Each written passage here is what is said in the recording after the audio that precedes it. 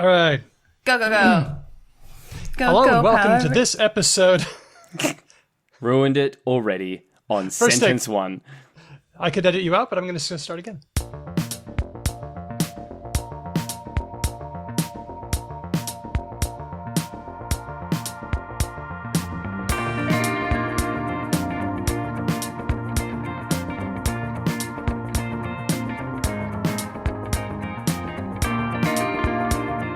Hello and welcome to this episode of Because Language, a podcast about linguistics, the science of language. I'm Daniel Midgley. Let's meet the team, the one with all the answers. It's Ben Ainsley. Hello, everyone. Yes.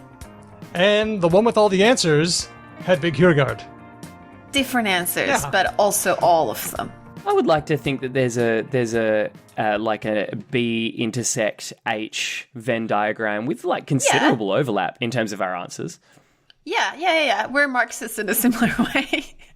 Yeah. Yeah.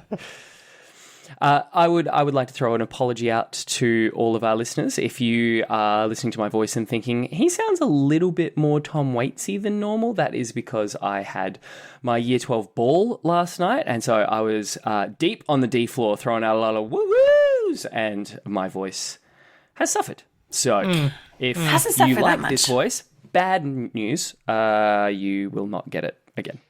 You don't sound like I do after a cold. I always get very smoky.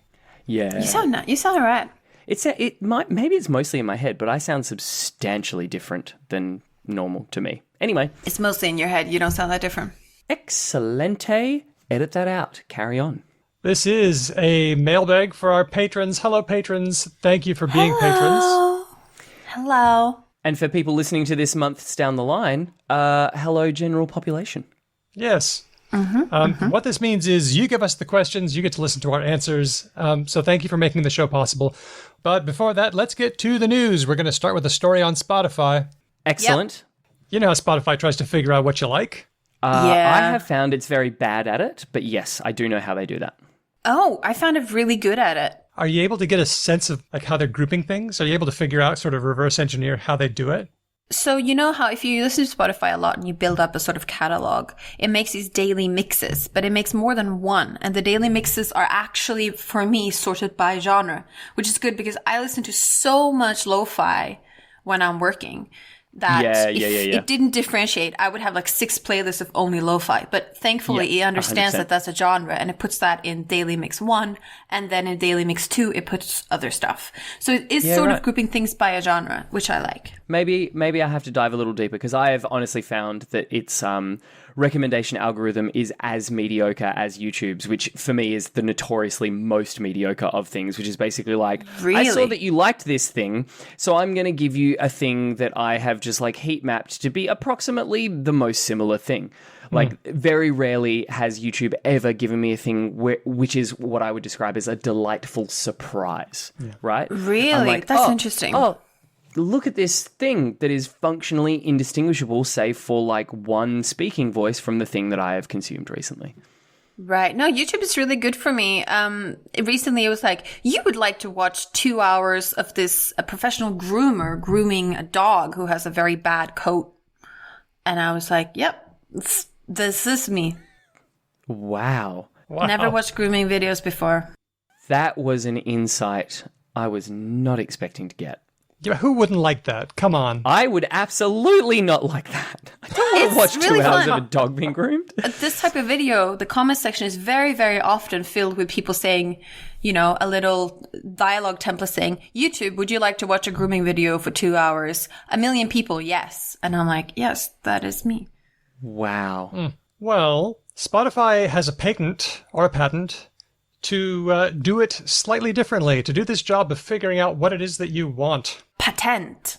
How it do this. Here it is. It will use recordings of user speech.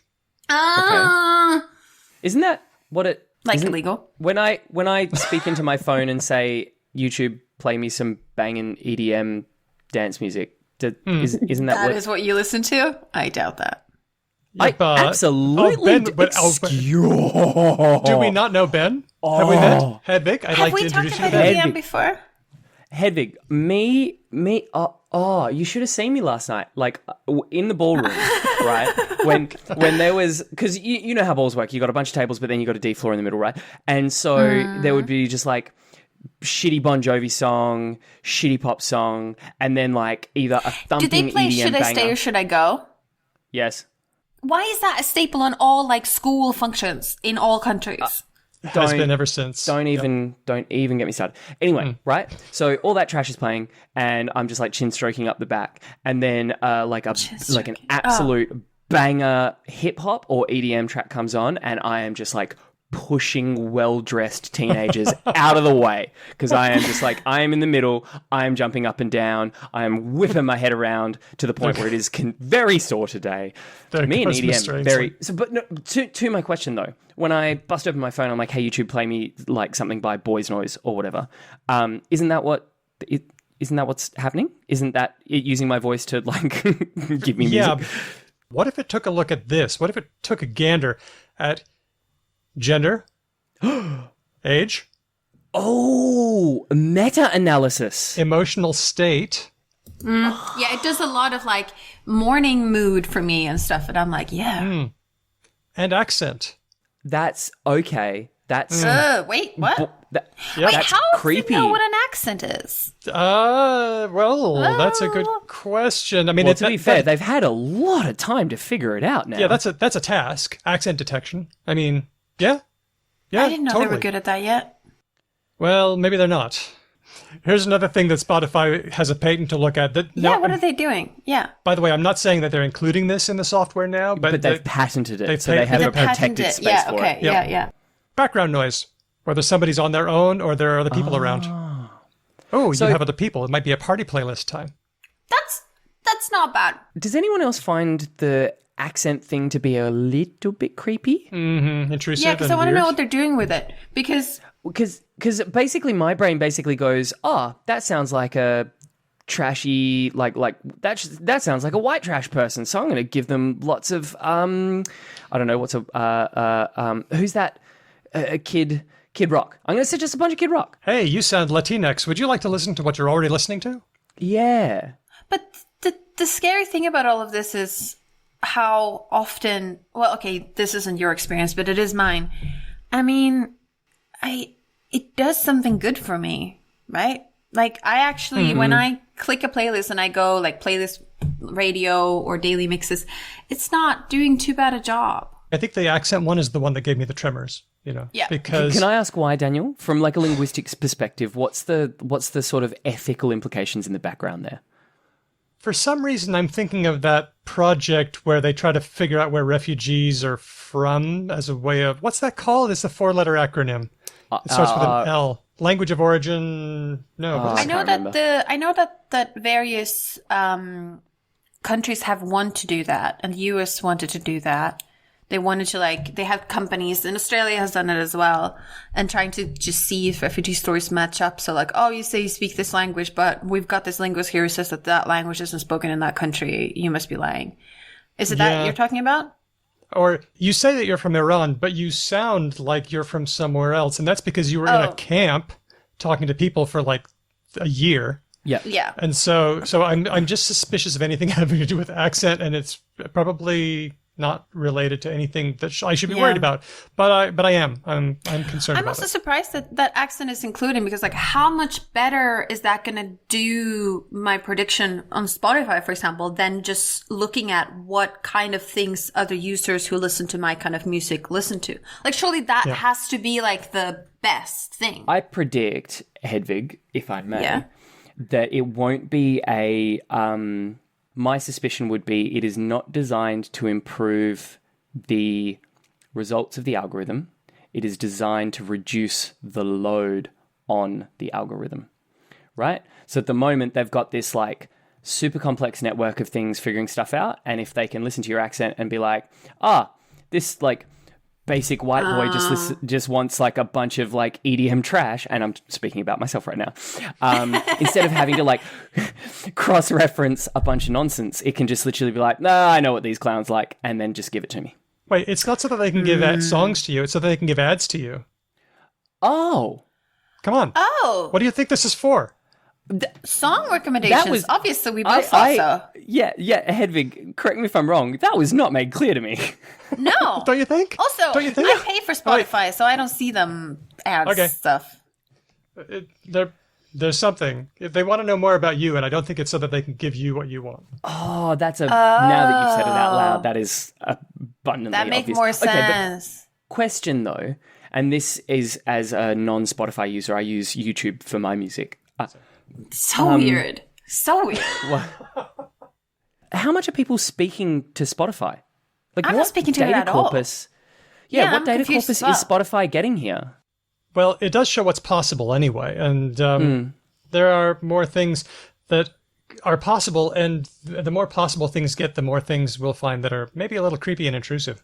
I have a feeling we have all three of us just displayed our age, and there's a bunch of teenagers listening being like, you put your earbuds in and you say Spotify, skip to the next track, and that's how we bloody interact with our Spotify all the time.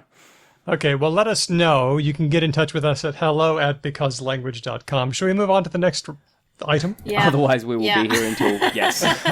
Yeah. Sorry, you should pick less interesting news, Daniel. Yep. Sorry, and less of it. Yeah, we haven't even got to the fucking questions. Good God. No.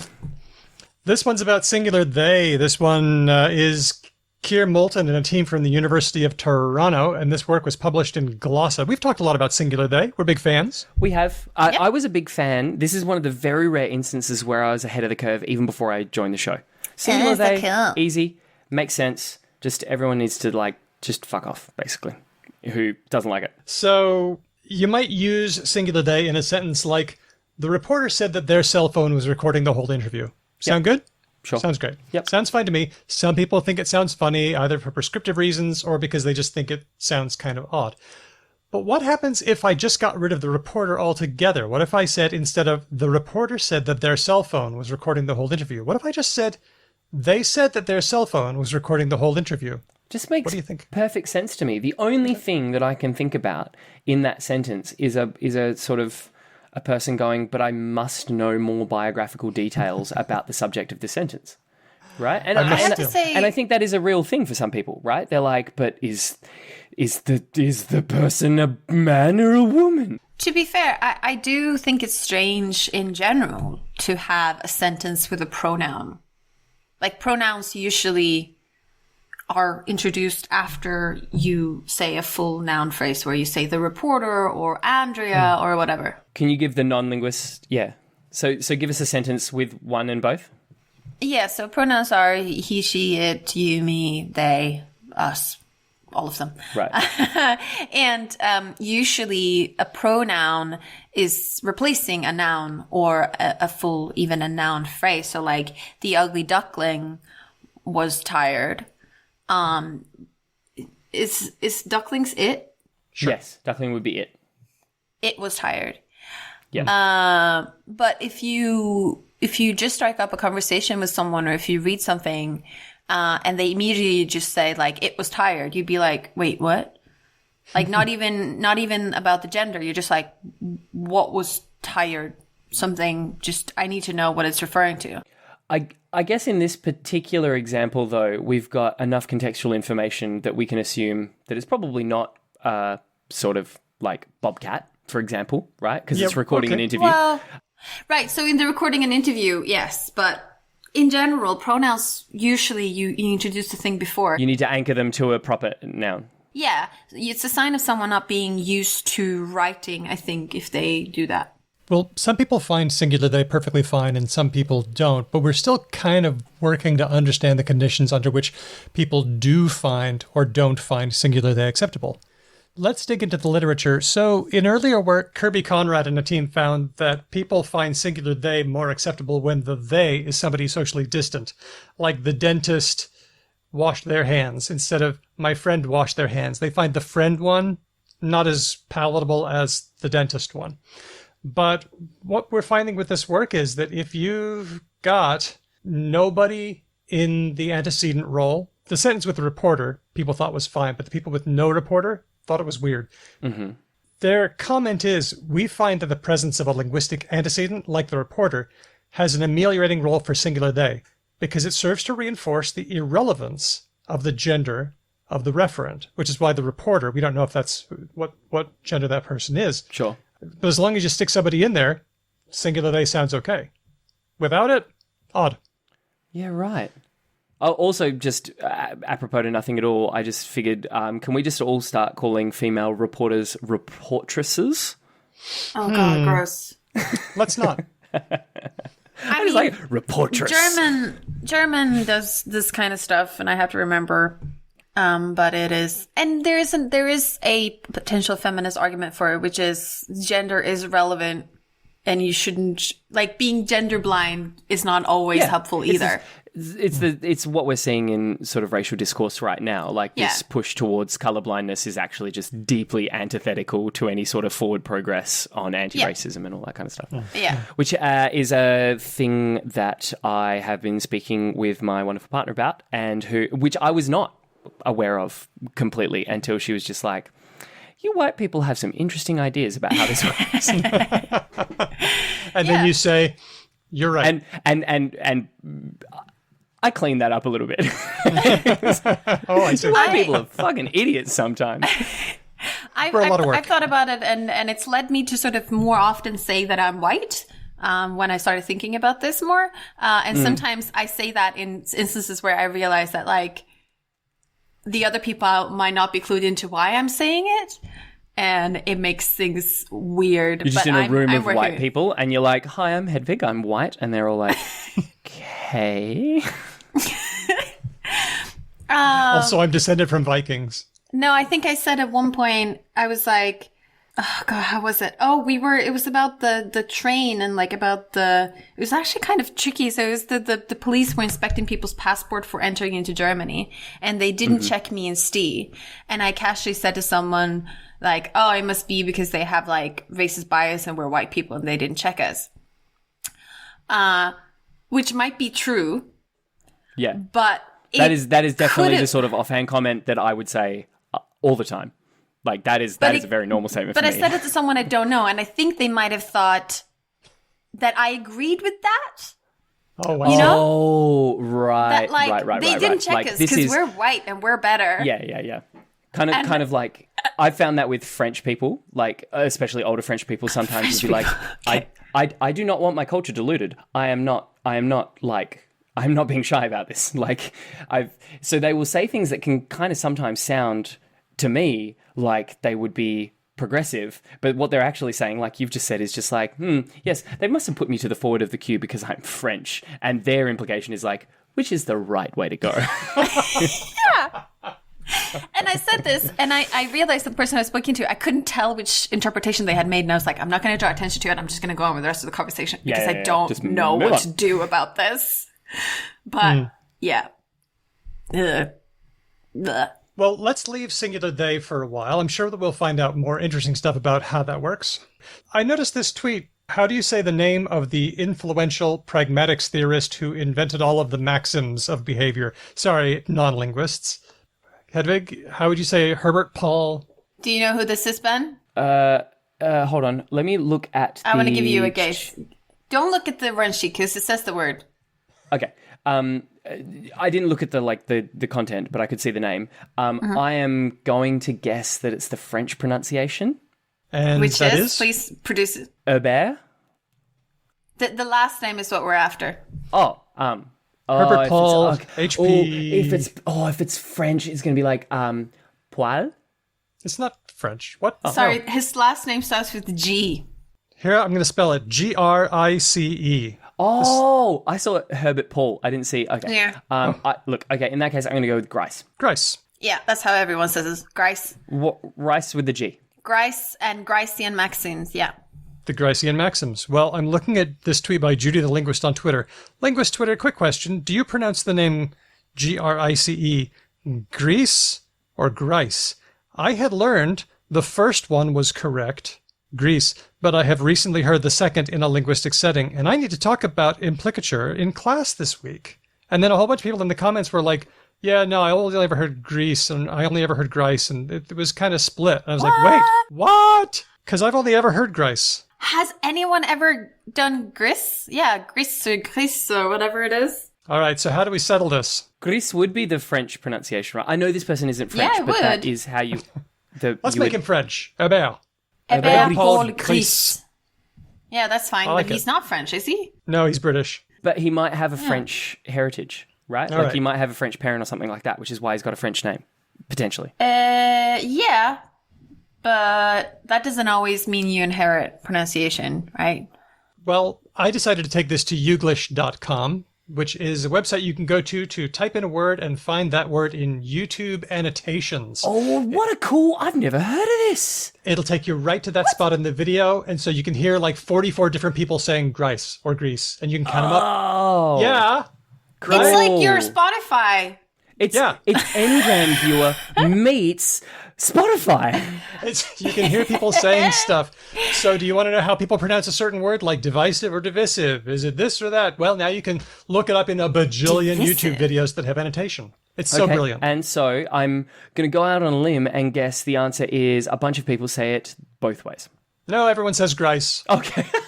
Every single person said Grice. So who are these Gris people? I'm confused. Oh, the other cool thing about Youglish is you can break it down by country. Australian videos, American videos, Great Britain videos. So Australians say kudos to you, whereas Americans say kudos to you. And that's why I say kudos. There you go. Ah, there you go. And I've always had Australians look at me askance and be like, the fuck are you doing, dickhead? Kudos. It's kudos, you bloody You idiot. better than us? I bet you think it's Jello as well, don't you, mate? And I'm like, I actually do think it's Jello. Oh. Well, if you say Grice differently, we want to hear about it, so get in touch. This is, Yeah. of course, the second in a list of linguists whose names I'm not sure how to pronounce. And the first one is, of course, William, the sociolinguist, William Labov. Labov. Wouldn't that be Lebeau? Labov. Labov. Okay, well, remember, he's the pioneering sociolinguist that investigated how people say items if they're on the Yeah. fourth floor or the He's fourth fucking floor. pleased with this. He's happy about this. I know. See, that's the thing. I started hearing Labov when I first started my master's program, and then I heard that was wrong and it was Labov. And then I found out that he doesn't actually want to resolve this conflict because he doesn't. likes... I know. Yeah. That's different people Hedwig, said- Hedwig hit the nail on the head. He's pleased. It's so appropriate that his name is a sociolinguistic variable. It's so good. Yeah. It's like our research center that we had in Canberra, which is ARC Center of Excellence for the Dynamics of Language. And some people said co-EDL and some people said like cuddle almost. And I say coital. No. And you rather- our director, Nick, Coital? was immensely Really? because it's so fun. And I told it to our director, and he was like, yeah, that's funny. That sounds like coitus. And I was like, yeah, it does. So And, some people said that there was a coital party and some said that there was a cuddle party. I guess, you know. And our Whatever director you're was into. just like, I approve of this. This is fun. He did. Was that Nick Evans? Yeah, he was like, no, I'm Yeah. not going to correct anyone. You can all say whatever you want. Finally, something that's coming up. Hedvig, tell us about what's coming up soon. So, as we may be aware of, if we are listeners of this show, but otherwise I'll give you a bit of a recap. The Linguistic Society of America in 2018 did a statement on race and racial justice in the association and in linguistics in general. And that later sparked a lot of controversy because certain members There's been were... no end of trouble since. Was this the infamous like walk back and then the half apology and the whole like rigmarole? Yeah, this is that whole thing. And a lot of various things happened after that where some members said that certain other members were not living up to the statement, etc., etc. And the LSA also published a journal called Language, which was one of the most high esteemed linguistics journals. Seminal linguistic journals. And I don't think we're going to cover the whole like letter and statement back and forth right now, but basically they decided to discuss this in their scholarly production as well. And in the latest issue of Language, there is a target article by Dr. Charity Hudley, Dr. Mallinson, and Dr. Buchholz, where they discuss the conceptualization of race in linguistics and what linguistics as a discipline should do to increase social justice, both within the discipline and also what impact it has on our actual research, how people construct race in their research. We had Hudley on the show, didn't we? We did. This was way back in, I think, 2014, 2015. Yeah, I remember that. Yeah. So some listeners might be familiar with her work. And so there was a target article, and then there were a number of responses, and then a sort of commentary on that. And it's a lot of content to go through. And they're also going to have a webinar where you can meet the authors next Friday. So that's the 12th of February. We're going to put the link in the show notes, and it's free to attend. We're going to be attending. I'm going to be attending because it's a decent time zone for me. I don't know about you guys, if it's as good. But we're going to report back and cover more after that discussion, I think. And hopefully we might be able to have some of the people who wrote some papers in there on the show. Awesome. Fingers crossed for lots of good progress. Yeah, that's coming up. Yeah, it's really cool. What I really liked about their paper is they sort of go through what other disciplines like anthropology and psychology and education studies have done that is sort of akin to what they argue linguistics should be doing. And they're basically illustrating how these disciplines are usually decades ahead of linguistics in many of these regards. It made me feel, sad that we're not as advanced as I'd like us to be, but I was very grateful and very happy to read the paper and see all the attention devoted to it. Okay, we'll keep an eye on that and have that coming up in a future episode. Yes.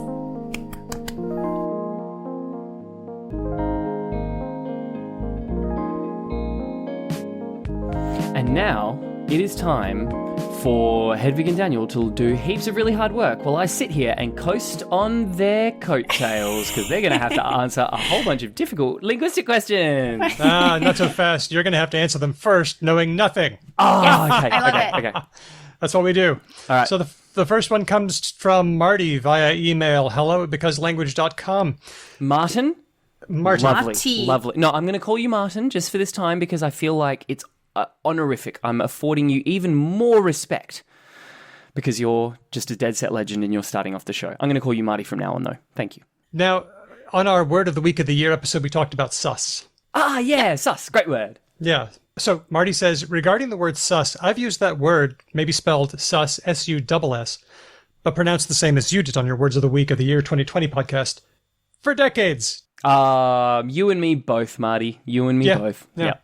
To mean, not to suspect, but to know or to figure out. Yep. To suss something out. Yep. Yeah, Suss it out. something out. For sure. I'm curious how this other meaning came about. As in how to suss something out. Yeah, so sus in our earlier episode was like, this is suspicious. suspicious, Yep. suspect. Well, that's a bit sus. But to suss out means to discover. Investigate or to uncover. Yep. Okay, so any ideas on how suspicious led to find out about something or to investigate I something? mean, for me, do you know what, Marty? Thank you so much for bringing it to the table because I'd never actually made the connection that it's being used outside of its yard. Do you know what I mean? I've never really thought about how to suss something out is actually based on suspicious necessarily, if it even is. But if it is, I would imagine because when you are suspicious about something, you investigate. So when you suss something out, you investigate it. There's also just the verb, I suspect that you're lying. Oh, okay. Yeah, true. And you are suspicious. Yeah, creating some Right? curiosity. That's the path that I found as well. But I tried to find some sort of quote to link them together. And here's one from the OED. It's from 1970 from a book. okay. Somebody says, "You'll get sussed right off. The club boys will mark you down for a copper the minute you walk through the door. You'll get sussed." Sussed right off. So that's almost like you will be tagged as suspicious in that usage. You'll be suspected, but you'll be sussed. They'll evaluate you. They'll figure you out. Yeah. Okay.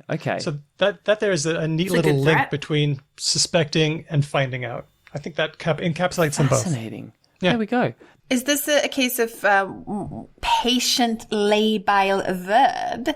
So there are some verbs that are like, This definitely needs some explanation on that yeah, one. no, I know. I know. I'm not stupid. She's a pro. I have a cup here. I can say, I will break the cup. The cup will be broken. Right? Cool. Which is fun because in the first sentence, it is I who is the subject. In the second one, the state of it, or I can also say the cup broke. The cup will break. Yep. So I will break the cup and the cup will break. We actually have will break in both scenarios, but the subject is different. It's actually a bit weird in a way. Yeah, you flip the subject and the object a little bit, don't you? You flip the object and the subject, and usually when you do that, you should have a sort of a passive voice thing, like something like the cup will be broken by me. Yeah. What I love is just for all of our listeners, because we do this on Zoom so we can see each other, Hedvig just went, the cup, and then she stared at her cup for an uncomfortably long period of time and just stopped. I just had to be like, wait, how does passive voice work in English? It just felt like you were learning a deep universal truth from your cup in a film. Like, the cup. Yeah. So to finish that thought. So to finish that thought, Daniel very kindly told me that the cup will be broken, and then potentially you can add if you want by me. But that's weird, right? That I don't have to say that I can say the cup will break. And so you're mad. thinking Sus has done a similar thing. Well, I suspect you and you are suspicious. It's not the same thing exactly because it's not, well, you can say you are a suspect. But it's not the same because it's not I suspect you, you are suspect. No, Yes, that it works. is. Yes, you can say that. Yes. Yeah. Yeah, it's the same exact thing. That I don't know if you saw that, but that was like a light went up in my head when I said the words. I was like, wait, that's a grammatical sentence. It's true. That was a real aha moment. I saw it all across your features. So, suspect is a patient labile verb. There's your jargon for the week. Right. Wow. So, yeah, there you go. Okay. Labile as in unstable. It has evolved along those different paths because it has the core capacity to have been used in both ways. Yeah. And patient labile verbs are really fun. And if you can think of some more, then let us know. It's That's a fun party game, like in Star Trek Discovery where they play the auto-antonym game. Oh, yeah. Things that are its own antonym. Yeah. I learned a fun one. I don't usually like these memes on YouTube and Facebook where it's like, hey, other languages are so funny. They sound funny. Schmetterling sounds so stupid in German, etc. But someone pointed out that plus de ça and plus de ça in French both means more of this and no more of this. That seems confusing and like it could lead to some serious difficulties. Yeah. I saw some French people commenting and saying, it's true, but we actually don't, like, one of those is less common and we use something else. Right, yeah. But that's stupid. Well, one of the things about break is that when you find a verb that does it, when you find one patient labile verb, you'll usually find others in the same semantic frame. So, for example, I shattered the glass shattered. I cracked the glass cracked. So anything in that vein.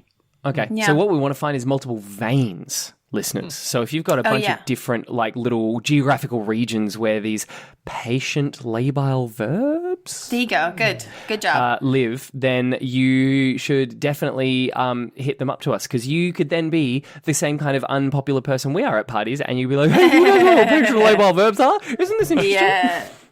You can also win some sort of symbolic prize if you can think of a better jargon term than patient labile, because it's not.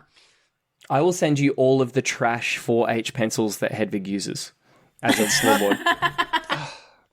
It's not the same as anti-passivization, is it? No, antipassive's different. Dang. Okay, next time. Thank you, Marty, for that question. You are a legend. And so is Dual Power Ranger Rick at Aquatic Onions on Twitter.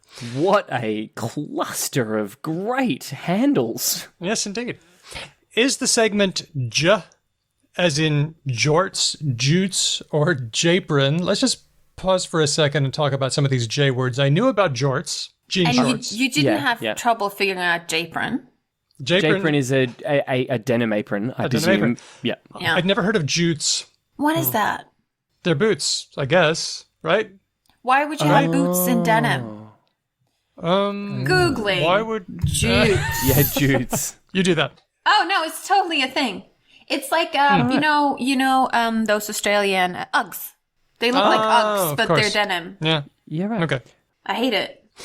Is the segment J best analyzed as a reduced form of gene within a portmanteau? Or has it become lexicalized enough to be considered its own distinct affix?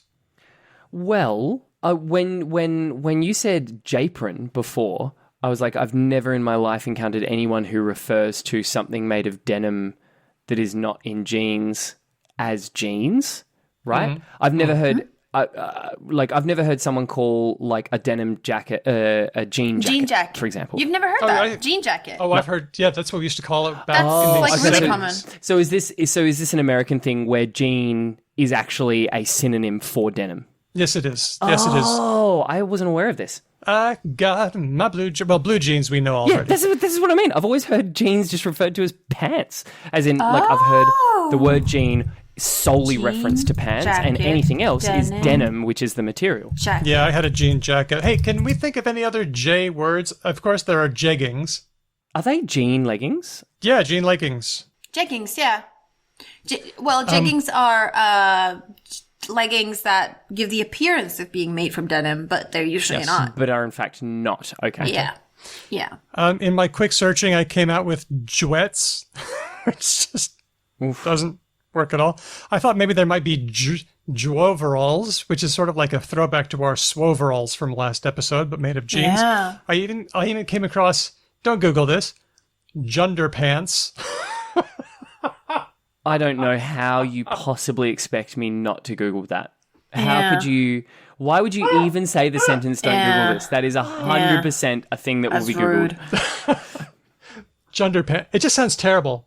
What a terrible name.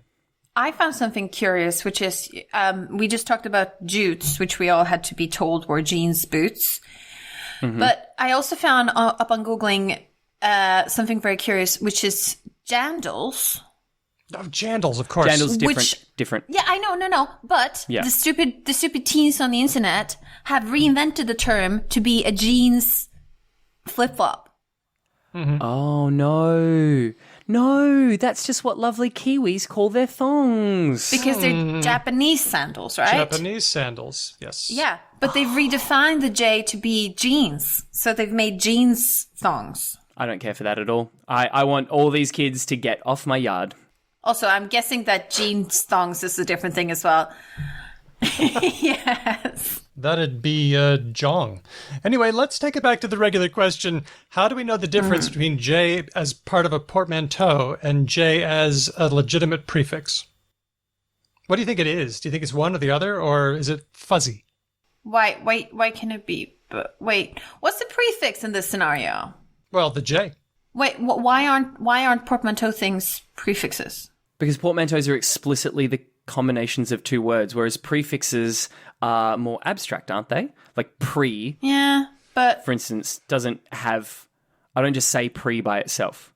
Yeah. right, Actually- but you don't say j by itself either. To be fair, though... No, you're right. We don't say jut by itself, but we do say jeans by itself. And so a portmanteau is a combination of two words that get shortened, but those original words have definitive meanings, whereas a prefix has a far more abstract, sort of non-anchored reality. Is that...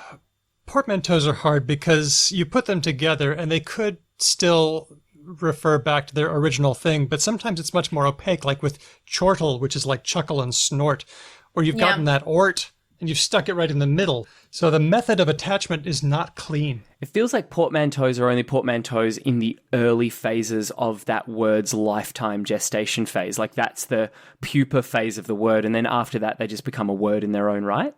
Like a combining form. Yeah, a little Like bit. apocalypse. I'm thinking that part of the issue here is that portmanteaus, we generally tend to think of them as a sort of kind of compound. So when linguists say Yes. compound, they typically mean two words that are put together and they form a sort of new word in some sort of meaningful way. So what's a good compound? Sunbathing. Nah, not great, but That's great. there's two words. Babysitting. And usually when we say the word prefix, we mean things that can't occur on their own and that are productive. So they should be able to go on lots of things. They shouldn't be fossilized, usually when we say prefix. And I think their question, they're getting to exactly that the J is like quite productive. What have we got? Like 20 examples or something? We got a lot. I mean, we could go on. Conceivably, anything that could have like denim used in its manufacturing process could have this applied to it, right? Yeah, but that's just the subclass of nouns that are clothes. Like, not necessarily. Like denim can be used in accessories. I can put anti on anything. Yeah, I get what you mean. Yeah, it's not as productive as all that. And yeah, it feels to me like word creation is kind of more complex than the narrow categories of just this is a portmanteau or this is a prefix. Yeah. It feels different. For what it's worth, all of the J words we mentioned are listed on Wikipedia's list of portmanteaus. Oh, there we go. But then so is bicurious, and that feels like it's got a prefix to me. Doesn't feel like a portmanteau at all. Yeah. Oh, I guess.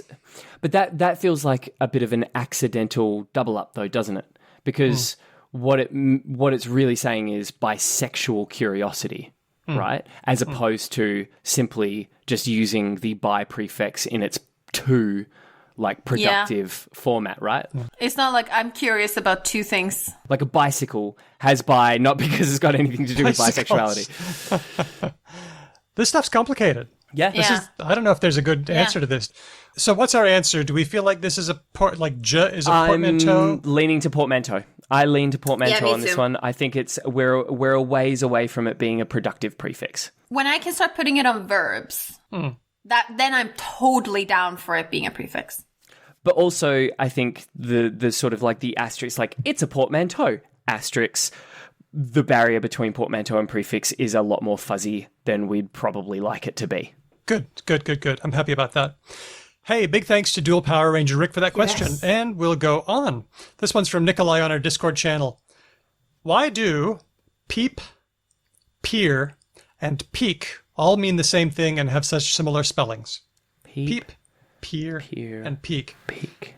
This is like glitter, glistening, glimmer, isn't it? Sound symbolism. I am going to put it out there that I find slight semantic difference between these things. Like what? I find that peeping and peering in my brain have a different connotation. Yes, they both mean looking, absolutely. But to peer, for me, seems like a long, somewhat more restive process of looking at something, whereas a peep has connotations that are far more furtive. Yes.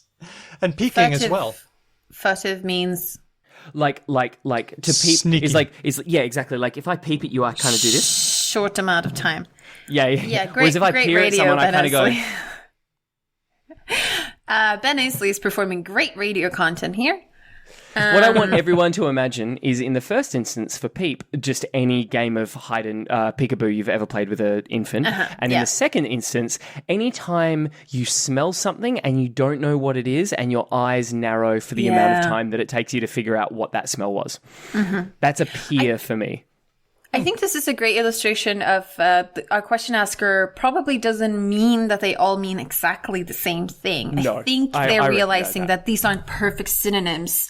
By the way, if anyone ever finds the perfect synonym, tell us, because they're usually not perfect synonyms, but that they mean enough of the same thing. And I think we can all agree at that. They all have to do with looking, seeing. They're all a little bit negative connotated a bit, right? Interesting. Or peer and peak. I reckon peak is the only one that I would not describe as not negatively connotated for my own suite of connotations in my head. they're all ways of looking that you're not really supposed to do. Like, don't peek. I guess that's, true. Okay, fair enough. Yep. Okay. Well, I did a little bit of digging in etymonline.com. Good old Etymonline. And I found that two of them are related and one isn't. Which two? Ooh, fun Hedwig Ben game. Yeah. I'm going to go with peak and peep are the related ones, and peer is different. Okay. Hedwig, do you agree?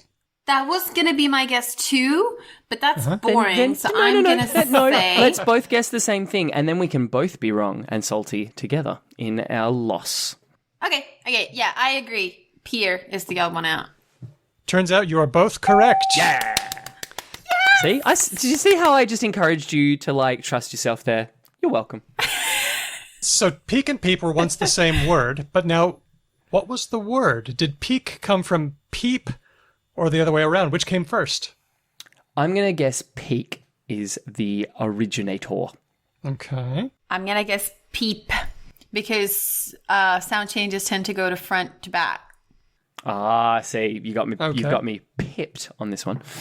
Yeah, I thought so too. It turns out that peek came first. Peek with a K. Darn it. Darn the it. layperson rides triumphant into the field once again. Now, you might ask yourself, if peek can turn into peep, if there's a K to a P, what about the first P in peek? Is it possible that we went back further? Keep. Has it ever been keek? Is it possible that there was a word keek? And the answer is yes. Yeah, no, there is the Swedish. What? No. I need to know more. Yeah. Keek means what? It's so we affricated the first one. Sorry, but we spell it. So it's cheek? No, kika. Hika. Kika Wow, okay. is to peek. Yep. Yeah. Okay. There you go. There you have it. What possible word could we use? So the words peek and keek and peep were all used for about the same meaning through the 1400s, 1500s. Oh, well, hang on a second. Then, like, Very it's pretty excited. clear why Hedvig's language has it and we were using it in the 1400s. Because a bunch of them came to, like, Britain. Well, it all came probably from Middle Dutch kieken. Middle Dutch. Okay, so that one was an interesting look at some words, and it kind of blew my mind. So, Nikolai, thanks to you for that one. Good one, That's Nikolai. funny that Very both good. Dutch and Swedish, I think they also have softened the first K, so it's like ch-ish. Okay. No, or they say still, maybe they still say kiken, but Swedish went, you guys went, oh, K, I'm going to make that into P, and we went, K, I'm going to just affricate that and make it ch. That's weird. That is weird. The whole thing's weird. I Yeah. wouldn't have Language. expected that This sound is so change. much fun. Here's the takeaway from 10 years of this show. Language is weird. Yeah. Thank you so much. That was a great question. Yeah. One from Margaret on Facebook. Hey, I've got a question for the Mailbag Show. What is the origin of the word posh? Ben, have you heard anything about this? Have you heard any funny stories? No, I have never investigated the etymology of posh, as Okay. we say here in Australia. I have heard a few reasonably reliable sources say it is an acronym from taking a ship journey, port out, starboard home, because that's the nice seats, right? It's very, very posh. Oh, I've always thought acronyms are very folk etymologist, personally. Yeah. I'm deeply suspicious. But having said that, Sus. it has happened once or twice. So, you know. From the show, says Margaret, I thought the general rule was that acronym stories were generally false. That is correct. They are usually false. Is it true in this case? What other ones are true? I want it to be. Now, for Margaret's sake, I want Margaret to have brought like a rare gem, you know, like a lovely little linguistic fossil that contravenes the rules, and we get to go, bloody hell, Margaret, great job. Yeah. So do I get to say that, Daniel? No, you do not get to say that, I'm Sorry, afraid. Margaret. I built you up so high. You're probably listening Sorry. to this going, ooh. No. The etymology of posh is probably from posh, a dandy from 1890. I'm reading this straight off of Etym Online. There was a word, a thieves' cant, meaning money, which was posh, 1830, and it's thought that this was a coin. Dosh. We say dosh. Dosh. Oh, what is the etymology of dosh? Well, surely it's the same thing. It's money. Why Yeah, don't we dosh just... is money. Yeah, we got a bit of dosh. Yeah, I got a bit of And it's dosh a in the bit- back pocket. Is it related to dough? Ooh. Don't think so. Don't think Yeah, so. that's a bit more American, I think. Dough as a word for money. And also bread, you know, things you eat, that's very likely to have become a word for money. Dosh is unknown, possibly a combination of dollars and cash. Oh, so there is possibly a... There we go.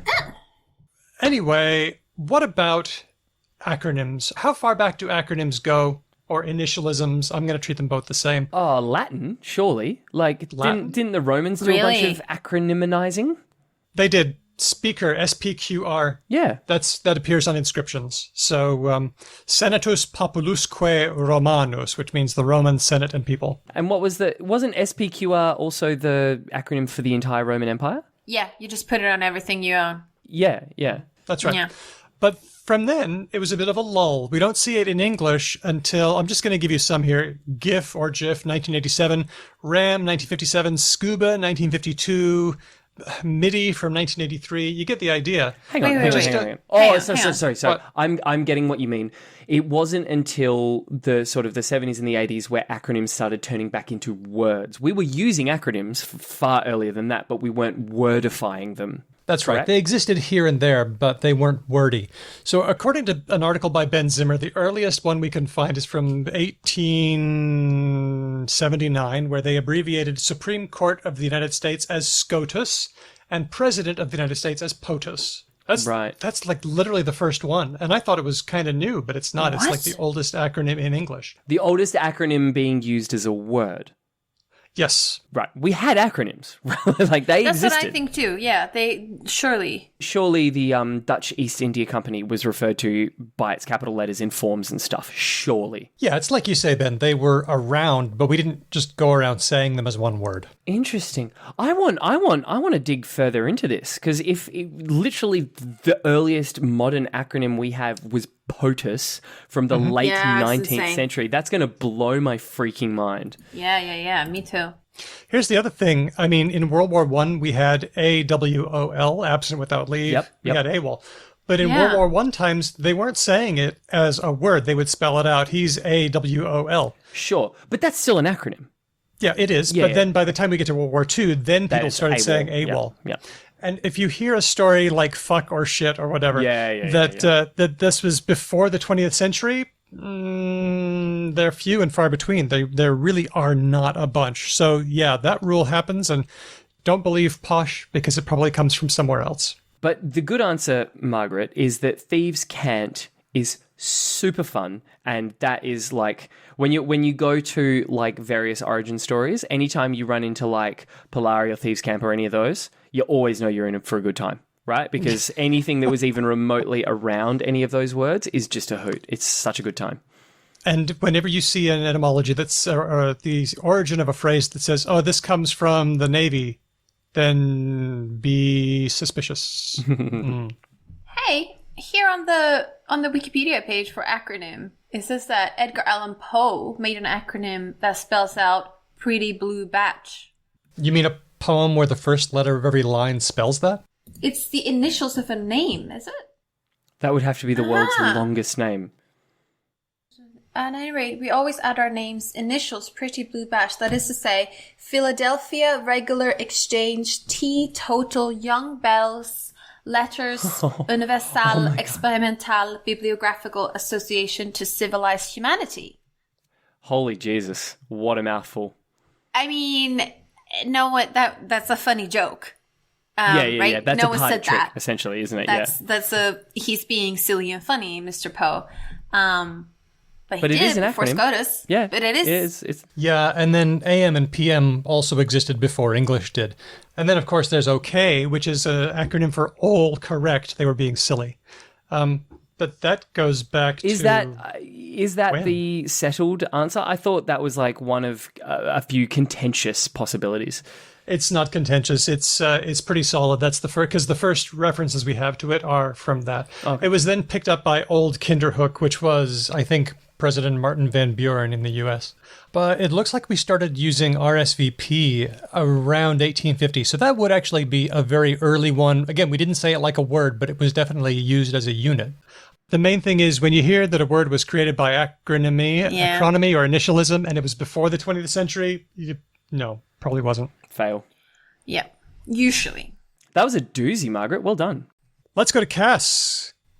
Cass on Facebook says, why do we add a sh sound to things to diminish them? Like when you're saying something's not a big deal, it's coming to say, oh, justice schmustus.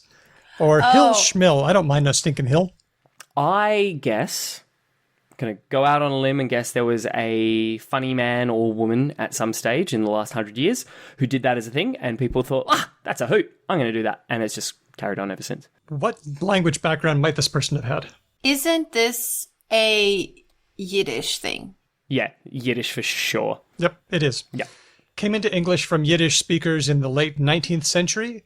By the time the 30s come around, everyone was saying fancy schmancy and things like that. It's my favorite example of reduplication, reduplication, Fancy schmancy. or Yeah, it's good. reduplication, smiduplication. That's fun.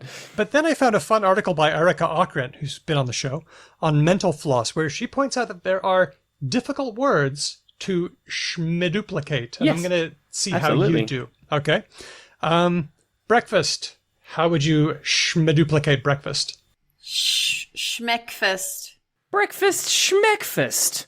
Schmeck, Okay. Shirley. Schmeckfest. Schmeckfest, not Yeah. schmreckfast. No. Okay. Good. It's hard to do when there's a consonant cluster like BR. Yeah, just replace the whole thing. Yeah. Just rip it out. Yeah. How about unity? Unity, schmunity. Schmunity. Yep. Schmunity. Do you like schmunity or schmunity? Schmunity. Schmunity. Schmunity. Schmunity. Unity, Yeah. schmunity. That's what I have to say. Yeah, yeah. And Yeah. considering that it was just Australia Day, that's pretty much what white people of my culture think. So Yeah. Yeah. Reduplication is hard when there's a glide like wa and ya. How about witches? You say hard, but I Schmidt. think Ben and I are crushing this. yeah, witches, schmitches. Honestly, Schmitches. Did you say schmitches or yeah, smitches? Schmitches. Yeah. schmitches, schmitches.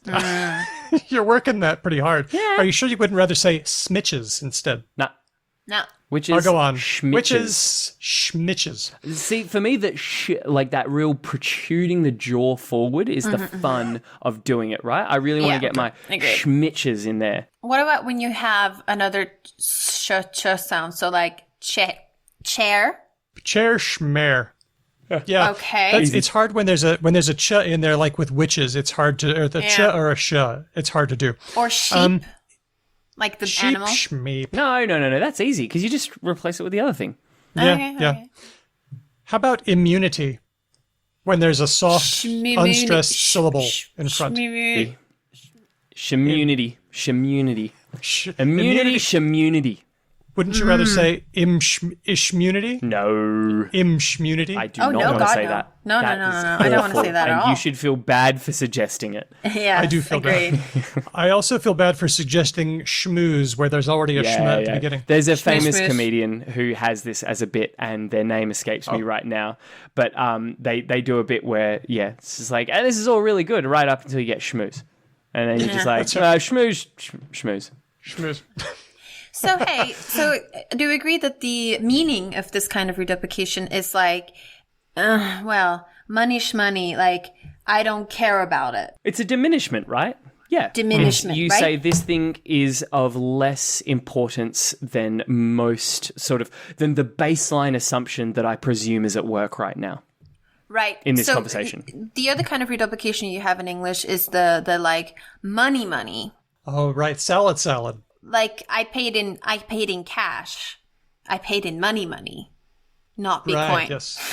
I have not encountered that very much, I have to say. Contrastive reduplication. So I have a theory that in general, grammar sort of flies under the radar. People don't they're not as aware of it, they're not as aware of the boundaries, they're not as aware of the variations. So I think that maybe this kind of money is a book. An oak is a tree. It's not like what's a not tree? A weird tree, like a palm. Like a shrub tree or whatever. A palm. Yeah, exactly. It's like it is in this of the prototype of the category that is these things. This is at the very center of it. Like the Socratic form of the thing in question kind of thing. Yeah, exactly.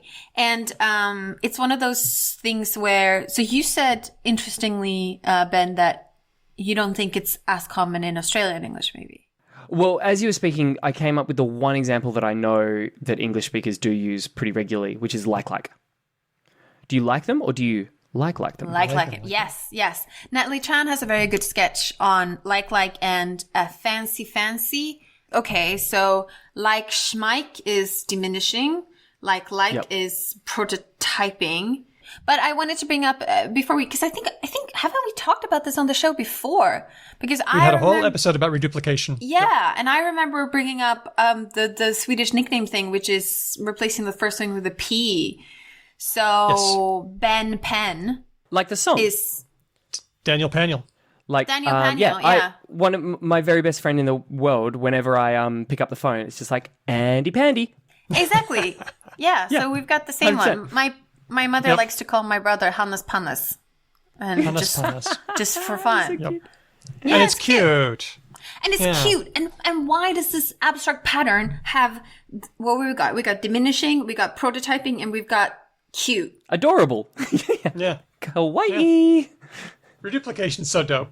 Yeah. So the short answer is this is reduplication, and it signifies derision, dismissal, and disparagement, the 3Ds. And if you found us rambling about reduplication interesting, we have got a whole episode with only reduplication.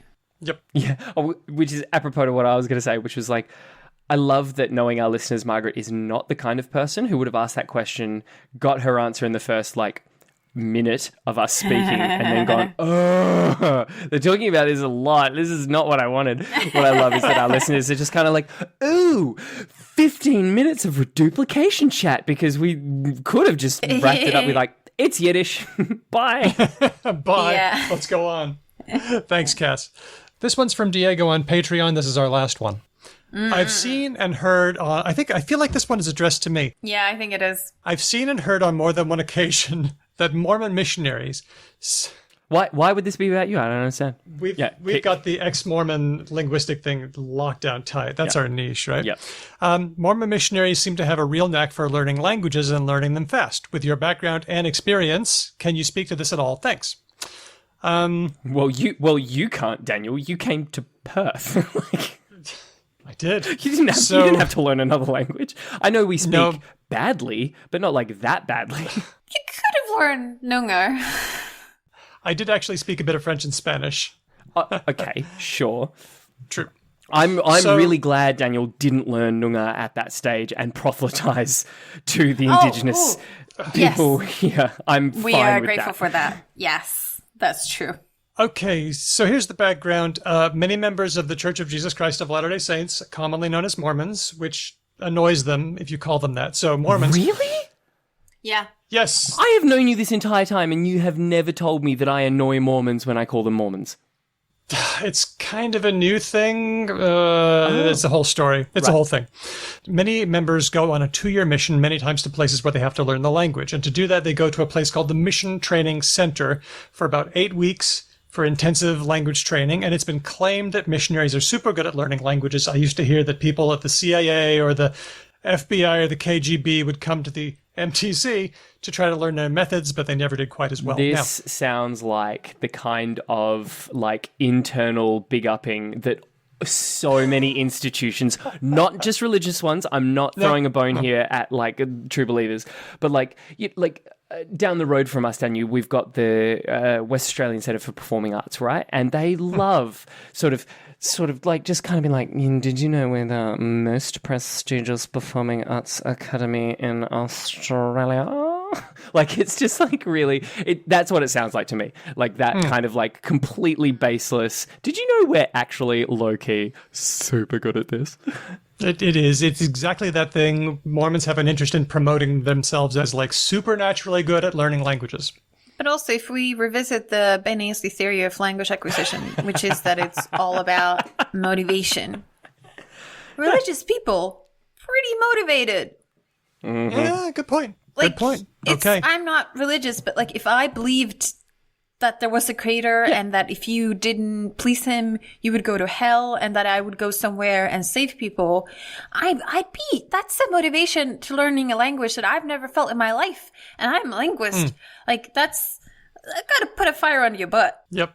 And even if you don't necessarily believe to that degree the fire and brimstone aspect of it, I would have to imagine, Daniel, and please correct me if I'm wrong, a lot of Mormon missionaries at the very most baseline are at the like vocation level of engagement, right? Like, I am called to this, right? There is definitely that sense, yes. And being called to something is a higher threshold of like motivation than just like, I'm bored, No, I might sit on Duolingo for a while. It's just like, Yeah. Yeah, I mean, if they give you a badge and tell you you can be the instrument by which people of Earth can attain salvation through the gospel, and people's eternities will look completely different if you do a good job, then yeah, it has a way of making you do some pretty strange things.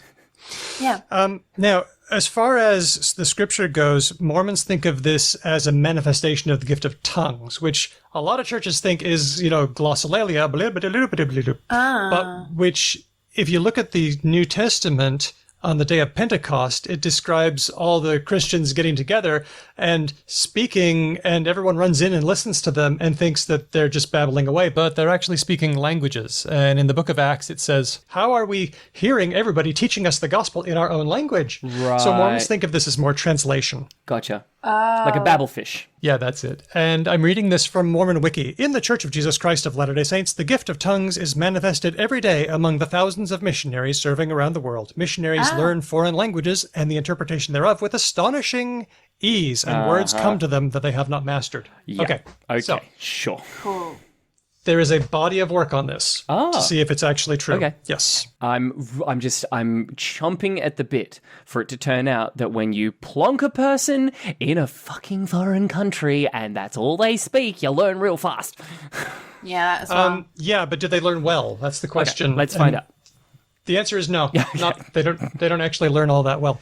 So here are some conclusions from the literature. Number one, on average, returned missionaries are not very proficient in their foreign mission language.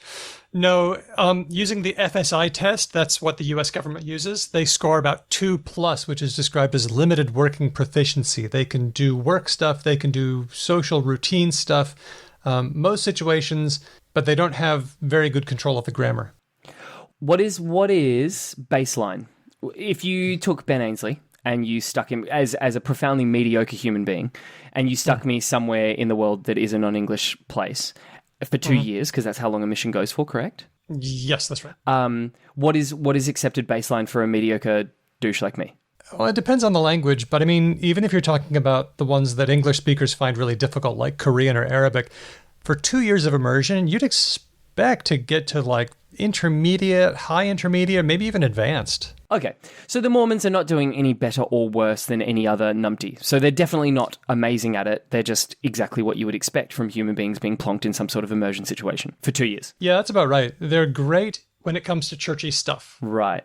When it comes to talking about that whole domain, they're great. Because that's what they're practicing day in and day out, right? They're knocking on doors and they're going, "Hey, Jesus Christ and the Latter-day Saints," but they're saying that in Swahili or whatever.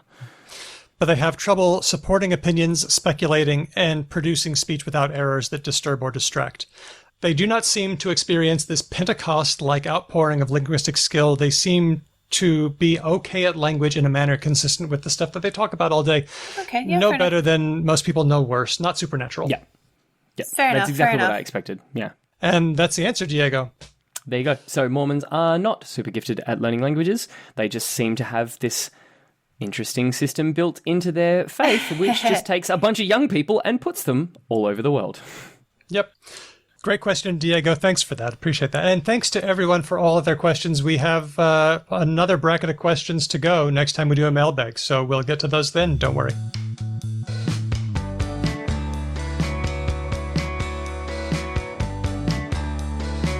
Yeehaw! And now we come to the crunching halt of the show.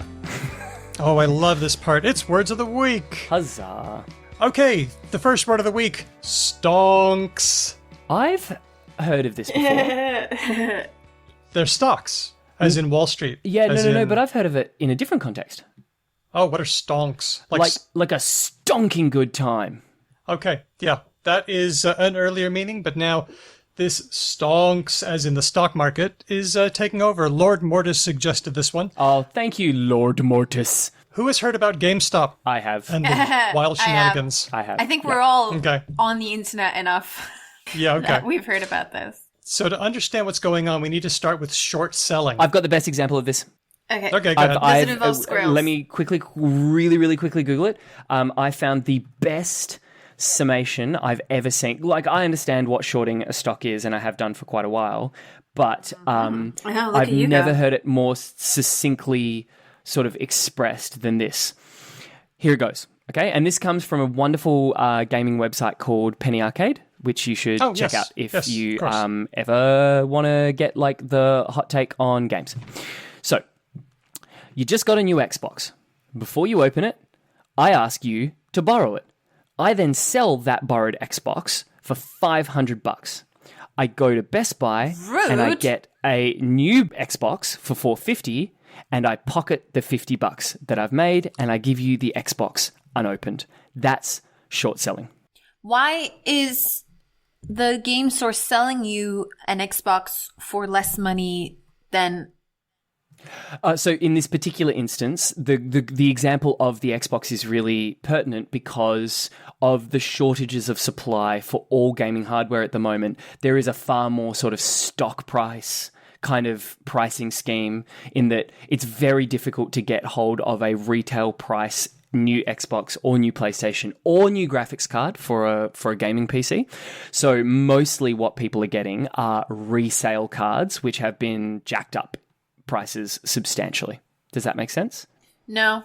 Okay. Why is JB Hi-Fi selling you something for less than I bought it for? No. You bought it second. You bought it from a scalper, essentially, because you had to. Right. So like as with stocks, Ben thinks that the original Xbox is overvalued now, and he's planning on the price dropping later.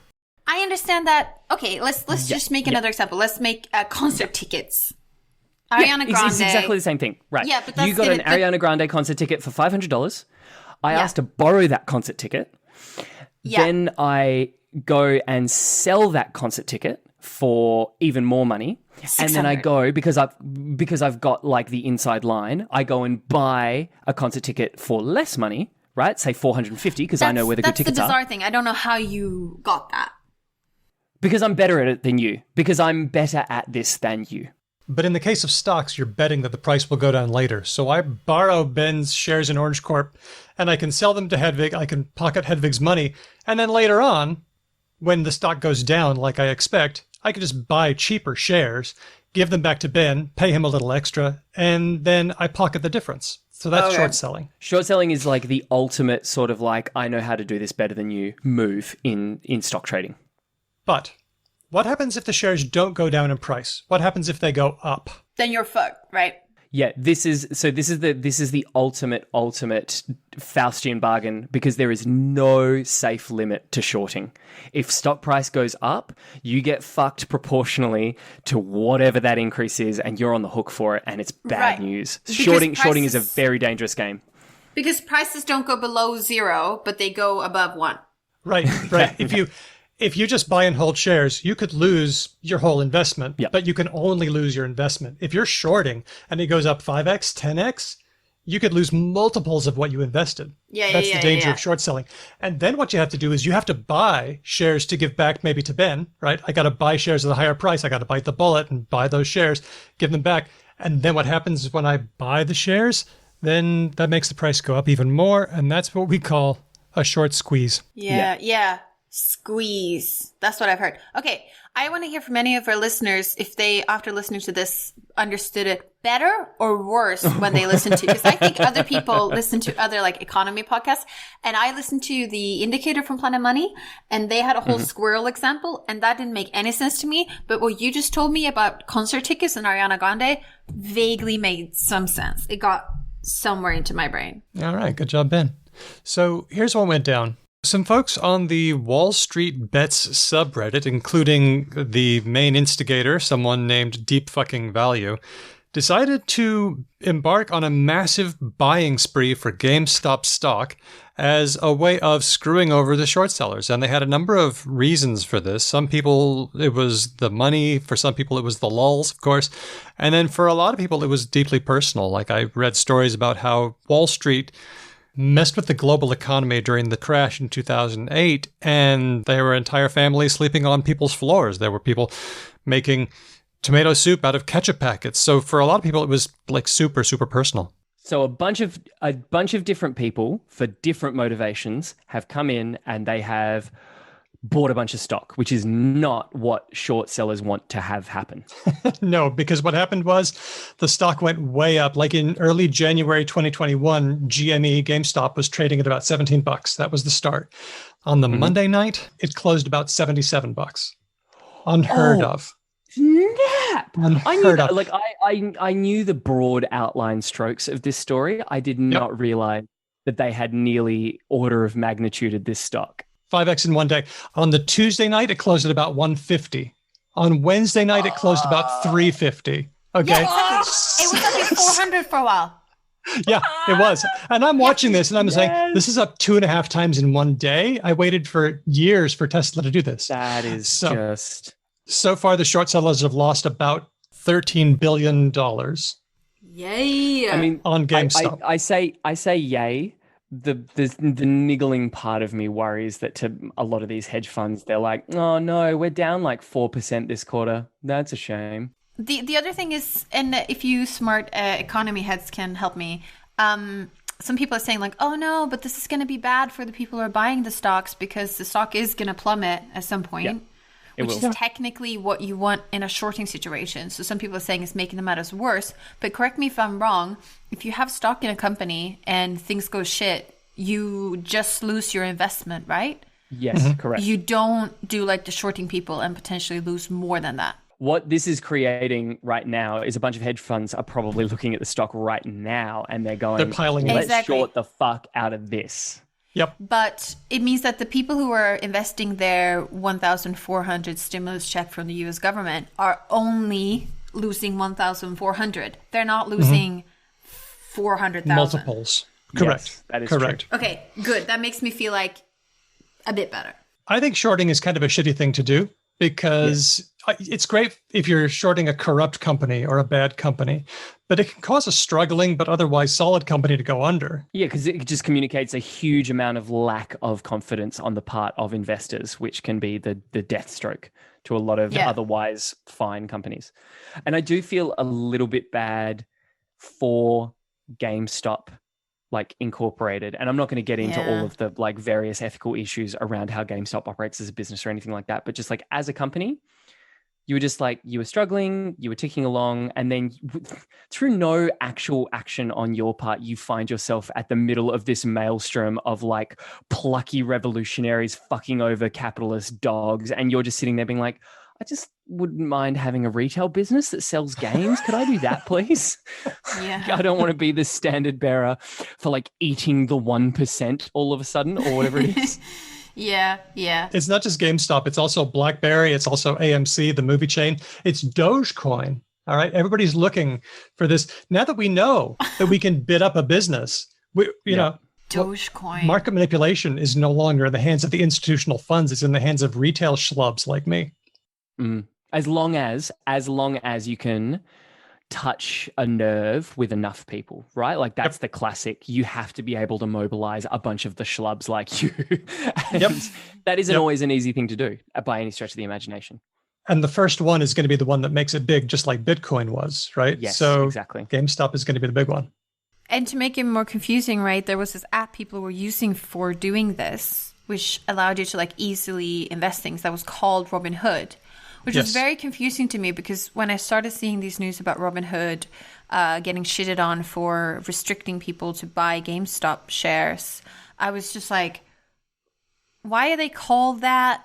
Yeah. What are they doing? It's like Lisa Simpson in the Australia episode where she sees the Yahoo Serious Movie Festival and she's like, I know what those words mean individually. I don't know what it means when you put it together like that. Yeah, that's right. I was very confused with them being called Robinhood. It's very odd. Well, AOC, Alexandria Ocasio-Cortez, and several other people in the U.S. government have favored a look at this. Like, why is Robinhood allowed to stop trading for retail investors while the institutional investors are still allowed to trade and making the price go down? What's going on there? So it's such a fascinating story. It's kind of a David Goliath story, or it's kind of like a monkeys flinging feces in the same direction story. Yeah. It's not a David and Goliath story. It's that bit in like Jurassic Park 2 where the little girl gets attacked by like a bunch of tiny dinosaurs. I didn't see that. Are we getting to our word of the week, stonk? Because I don't know what that is, and is it related to the end? Okay. To surmise, stonk is the word for stocks that all of these monkeys throwing the feces were using, correct? Yes, it's just stock, but nasalized a little bit. Stonks. I'm buying stonk. Wait, what? Why? What? Because it's funny. Yeah, I thought it was going to be like... Yeah. Just okay. because, like, for shiggles, like the way you do sometimes in the internet. Yep. So what is it with internet slang and nasals? Because you know about lom. The forbidden nasal. Yeah. Lol, oh my god, is that what you mean? No, you're not allowed to use the letter M. It's right. It's this silly internet culture thing where you need to replace every instance of N with M. So you say long words, etc. This is like, we can't spend money on fun things like, I don't know, amusement parks and concert tickets and cruises and exciting things. So like, if you got to have some entertainment and spend a big chunk of money, like this is pretty entertaining. You get to spend $1,400 and be like, I was part of the group that did that hilarious thing that you will remember for the next 10 years. Yep, that's right. Yes. I have a lot of friends who are like, "Ooh, I should have done that." Not because like they're interested in, but they're like, "That would have been so much fun." That would have been like going to like Coachella or like Woodstock. You could have been like, "I was a GameStop." Stop! I can't speak anymore.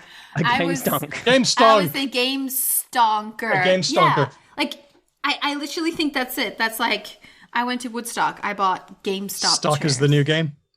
Let's go on to our next word. Alrighty, next word of the week. This might be our record. Yeah. I reckon. This is. might be our record for the longest recording.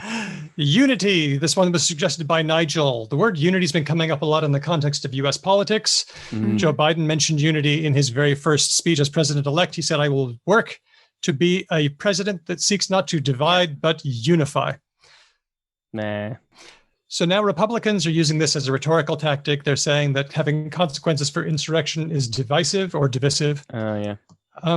So here's the problem. Yes, I say divisive. I'm just gonna shout my preference. Just every time Daniel says "duh" or "duh," Hedvig's gonna be like "duh." Yeah. The problem is you want to have unity and you want to have bipartisanship, but you also want to. You won the election. And you now have to get stuff done, and you'll be punished if you don't get stuff done. But Republicans are still obstructive. I find the call for unity to be not a good one. I don't like it. Yep. I don't think this is a time to be unified, because to be unified on a bunch of these issues, whether it's race or climate or whatever, usually means being dragged to a fucking dumb as shit point by a bunch of fucking idiots. I don't want to unify with that group of people. I will happily just, like, conservative people have won for a really fucking long time on a bunch of issues. Like, just fucking lose for a while. That I'm fine with that. I'm fine with you losing. Just fucking lose. They could have chosen, what are other, like, that kind, like, dignity is a word you could have chosen. Justice. I would have gone with justice. Justice. Just a very bland thing like future. You know what I mean? It's these kinds of words. I don't know how to say this in a way that makes sense, but it annoys me sometimes in political discussions when people use positive words. I don't know. What's a good example? Right. So the reigning political party in civility, but the reigning political party in Samoa is called the Human Rights Party. Right. No. Not a thing. What? Not a thing? Or what? Or not? Or like... Or like Australia, the Liberals. In Australia, our arch conservative party is called the Liberals, which everyone else in the world thinks means like permissive and free. Well, that's because they're wrong and Europeans are right, and liberal means neoliberal, but never mind. Well, we need to talk about what unity can mean. The best example was the Drake meme, but with Geordi from Star Trek. On the first panel, it says, "Uniting America with alt-right and fascists." Uniting America against alt-right and fascists. That's a positive vision of unity. I mean, the latest message out of the Biden camp is unity and bipartisanship is good, but we're not going to let that get in the way of getting things done. And so I think they're playing it exactly right. They're saying unity, unity, unity. And then they're saying, well, we couldn't work with them, so we're going to do stuff our way. And that's positive. Okay. Yeah. And finally, So this one was suggested by Pharaoh Cat on our Discord channel. The quiet part out loud. What? Saying the quiet part out loud. Ben, you haven't heard this one. This is new. Saying the quiet part out loud. She says, I've been hearing it more and more recently. Is it like vocalizing dog whistling? That's actually a pretty good description. Let's say that you have bad intentions, but you want to make it look like you have good intentions. And this comes from The Simpsons. Okay. Krusty the Clown is on the judging panel for the Springfield Film Festival where Mr. Burns has a film in contention. Someone says, how can you vote for Burns's movie? And Krusty says, let's just say it moved me to a bigger house. Oops. I said the quiet part loud and the loud part quiet. He accidentally said what he meant to say, which was obvious, but which he didn't want it to be explicit. You accidentally communicate your true intentions when you meant to be deceitful about them. This was very big in the Trump era with its utter shamelessness when Trump says, go back to your countries. He was saying the quiet part out loud. So The Simpsons, it's one of those phrases that comes to us once again, along with cromulent and embiggen. The Shakespeare of our generation. Yes, exactly. Exactly. I stand by it, Hedvig. Don't you squint at me. Hedvig just squinted like a motherfucker at me, and I stand by that statement firmer than any statement. That show. It's great, yeah. Shakespeare. Lots of phrases, lots of words. So stonks, unity, and quiet part out loud are words of the week. Let's get to some comments. This one's from Lauren on Twitter. Mm-hmm. Lauren says, glee freshing is my vote for word of the week. There's been a lot of glee freshing. It's a good, it's the opposite of doom scrolling. Yes, I like it. I agree with Lauren. I like that. Very good. And from Maya, our wonderful transcriptionist. Oh, what a job.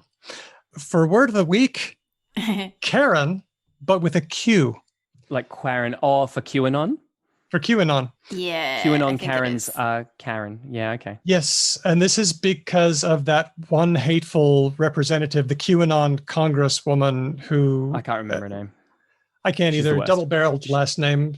Yep. Worst person. And in fact, a black representative has moved office because the staff was so hateful. Christian Turner at Christor says, I may be late to this, but somebody in my feed just referred to that representative as Karen, and that's perfect and about all that ever need be said about her until she can get the help she needs. Yeah, I think that's really good. I think if you're looking for insightful insights into QAnon stuff, I can really recommend the podcast QAnon Anonymous. Very good. I think we might have talked about this one before. I think so. I'm not sure. They do a great job of covering the conspiracy theories and the mythology in a very meme and internet savvy way, but also with a lot of depth and seriousness. And after the 6th of January, what are we calling them now? Insurrectionists. We want to call it domestic terrorism. Insurrectionist, okay. Mm-hmm. Domestic terrorist, whatever we think is a good term. They did a good job of sort of talking about the tragedy of some of the people who are a part of this movement and the sort of life choices and things. They're not saying that it's excusable, but they give some nuance and some depth to like how crazy and how far people get pushed in this movement. They manage to be empathetic and not patronizing at the same time. I don't know how they do it. It's what you need. If you want deep analysis on anything, there has to be empathy there. Otherwise, it just doesn't work. Something I'm classically terrible at, by the way, like really, really shit at it. And I struggle with empathy to QAnon people in a very serious way. Conspiracy theorists broadly, I just look at askance and I'm just like, oh, just put it down. Well, hey, thanks everybody for those comments.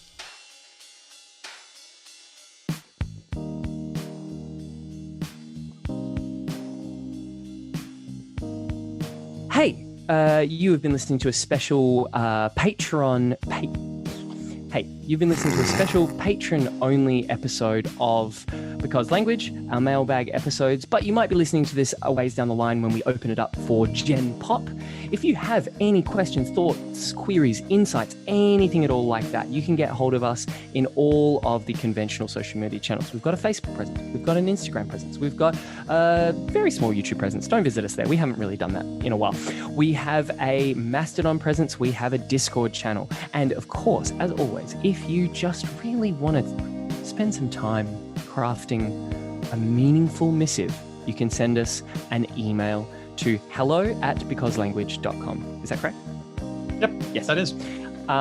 Also, please go and give us a review. But if you're one of my high school students and you want to leave a review about this podcast, please don't leave a 1-star review as a joke, because most of you said very nice things, but then you left a 1-star review, and it really kind of fucked with our rankings a little bit. So, leave us high reviews. That would be great.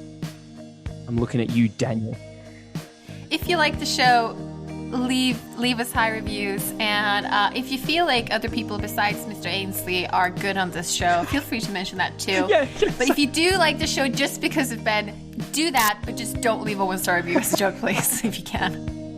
Thank you. One of the hazards. They're very funny. We get the whole internet edgy meme thing. Just Stop fucking with our rankings. yes. That'd be great. Thanks. And also, this is a Patreon special episode, like Ben said, so we'd like to thank you all for being our patrons on Patreon, which is always a mouthful for everyone who uses this service. You keep the show ad-free, and you help us employ people to transcribe our shows to make them more accessible and searchable. So we'd like to give a special shout out to all of our patrons, and especially people who participate on Discord channel and send us in ideas and questions and comments for the show. We love hearing from you. So, those people are Termi, Crispy, Lissa, The Major, Chris L, Matt, Damien, Helen, Bob, Jack, Kitty, Lord Mortis, Elias, Michael, Larry, Finn, Christopher, Dustin, Andy, Mai, Nigel, Kate, Jen, Nazrin, Nikolai, Aisha, Emma, Moe, Andrew, James, Shane, Eloise, Roger, and new for this time, River and Rian. Wicked. And getting in just out of the wire for this episode, Jonathan and Steele. Thanks to all of you. And huge thanks also to Dustin from Sandman Stories, at Stories Sandman, who's doing a great podcast of his own and who has been repping us to everyone on Twitter who's been ever asking for podcast recommendations. So thanks for that, Dustin. You, once again, are a ledge. Our music has been written and performed by Drew Klopfyanov, who's a member of Ryan Bino and of Didion's Bible. Their new EP, EP2, is available on Bandcamp. Thanks for listening. See you next time. Because language. Blah, blah, blah, blah, blah, blah, blah, blah, blah, blah, blah, blah. If I don't sleep well, or if I wake up at the wrong period, then essentially my mood and my capabilities cognitively for the entire day are sort of fucked.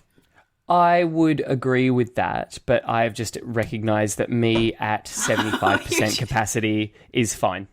Oh, okay. Because you're so wonderful. No, I wouldn't say that, but more just like I can...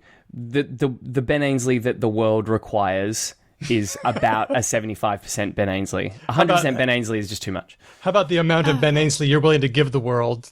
Yeah, no, there's a great synergy there. What they actually need of me and what I'm willing to give. Like, I'm not a doctor or a lawyer, so thankfully I don't work in an industry where they're like, you must always be fucking closing.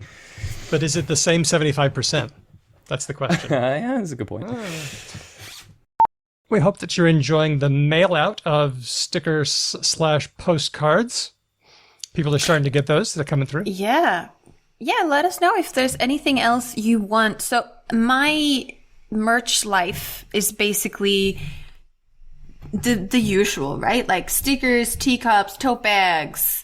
But if you have any funky ideas for content that is really interesting to you but not normal, let us know, because I'd be interested. Not condoms. That's a good point. But no condoms. Willing. What? I don't. We can't do custom condoms? Well, not on Redbubble, no. Why are you both so positive towards that idea? Because we're latching onto any idea here. Just anything. Sex positivity matters, right? Had you said sanitary pads or tampons, I would have been like, that's a great idea. Let's do that. Why not? I think sex positivity is fine. I'm just not sure that I want to be in every situation. Does that make sense? Oh, that's fair enough. I tell you what, why don't we do Ben Ainsley double thumbs up on the condoms? Because I'm sure that's what every safe sex practicing boy, girl, and otherwise loves to see when they are applying their prophylactic. And Hedvig, we can put you on pencils. Yeah. Oh, pencil. I want a pencil. Yeah, that's good. That's good. I like Because a pencil. language pencil. What do I get?